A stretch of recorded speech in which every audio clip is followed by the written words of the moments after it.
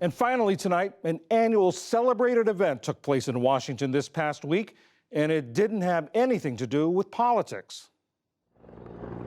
It's known as Peak Bloom, the day 70% of the blossoms are open on Washington's iconic cherry trees around the tidal basin.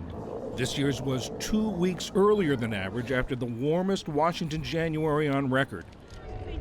Cherry blossom season in the nation's capital draws 1.5 million people from across the country and abroad. Lorna Phillip and her sister came from Trinidad and Tobago. One of our main reasons for coming, she wanted to see the cherry blossoms in bloom.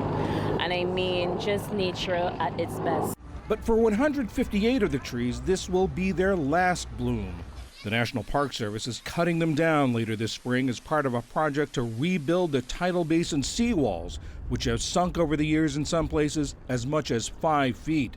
As a result, it floods twice a day at high tide, driven by rising waters due to climate change. It inundates the roots of the cherry trees, resulting in the deaths of many trees, threatens infrastructure like sidewalks. It's even forced us to close the Jefferson Memorial from time to time as the water overflows the walkways leading to the site. That twice-a-day diet of brackish water has hollowed out the trunk of a beloved tree known as Stumpy. It stubbornly continues to bloom despite being in what botanists call a mortality spiral.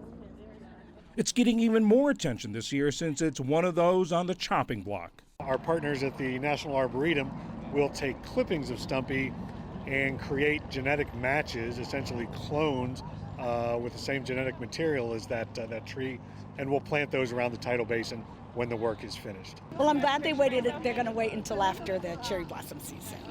Yeah, so it will be interesting. I will be here every year like I always am.